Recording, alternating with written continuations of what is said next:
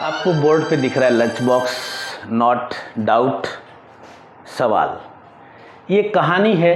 एक बच्चा होता है, वो एक बड़े शहर में पढ़ने आता है और वो एक बड़े शहर से दूर एक छोटे से गांव में रहता है और घर वाले यानी कि उस बच्चे के घर में बहुत सारा दूध दही सब होता है और उस बच्चे को उसकी जो मम्मा है यानी कि उसकी जो माँ है और उसकी जो दादी है वो बढ़िया सा देसी घी में एक बाजरे की रोटी का चूरमा बना के भेजती है और एक टिफ़िन में एक लंच बॉक्स में। और वो बच्चा वहाँ से रवाना होता है, 5-6 घंटे की यात्रा होती है और वो कॉलेज पहुँचता है। और कॉलेज पहुँचते ही मंडे का दिन होता है, तो सभी बच्चे आए होते हैं और उनमें से कुछ बच्चे लोकल होते हैं, तो वो सब बच्चों के साथ लॉन में बैठ के और उस लंच बॉक्स को खा लेता है और बच्चे भी खाते हैं और सबको बहुत मज़ा आता है, बहुत सुकून मिलता है। शाम को वो फ़ोन करता है कि मैंने मेरे सारे दोस्तों के साथ चूरमा खाया और सबको बहुत मज़ा आया। घर वाले बहुत खुश होते हैं कि चलो बहुत अच्छी बात है कि हमारे जो चूरमा को सब बच्चे खा रहे हैं। और अगली बार फिर होली का दिन होता है, बच्चा होली पे एक फेस्टिवल होता है, उस फेस्टिवल पे बच्चा घर से आता है, फिर वो चूरमा लेके आता है और साथ में दही की एक बोतल भी लेके आता है। और वही मंडे का दिन होता है और वो बच्चा भूल जाता है उस चूरमे को खाना और वो चूरमा 1 दिन, 2 दिन, 3 दिन, 10 दिन ऐसे करते करते महीना भर हो जाता है और वो उस लंच बॉक्स को खोलता भी नहीं है। और जब वो लंच बॉक्स को महीने भर बाद खोलता है, दही के बोतल को और उस लंच बॉक्स को, तो पता चलता है कि बहुत अधिक बदबू मार रहा है और पूरी तरह से ख़राब हो जाता है। फिर उस बच्चे ने उस लंच बॉक्स को खोला ताकि उसको घर लेके जाना है, वापस से अगली बार फिर लाएगा।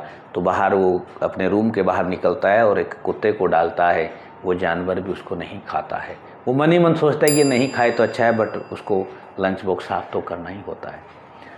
तो डियर फ्रेंड, जो लंच बॉक्स यानी कि जो चूरमा सब खा के खुश हुए थे ना, और फिर वो चूरमा आपने खोला ही नहीं, यानी कि आपने किसी के सामने रखा ही नहीं, बिल्कुल ऐसा ही होता है हमारे साथ।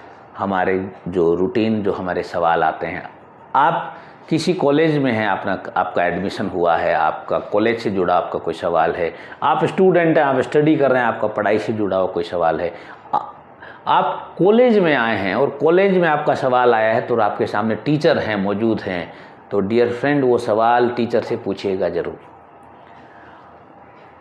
कई बार ऐसा भी होता है कि कई जगहों पे कि टीचर नहीं हो पाते हैं या टीचर नहीं मिल पाते हैं या स्टूडेंट टीचर तक नहीं जा पाता है। कोई बात नहीं, आपके पास एक और आपके जेब में एक फ़ोन है, उस फ़ोन में गूगल है, आप गूगल पे उस सवाल को ढूंढिएगा, वहाँ से आप आंसर लीजिएगा।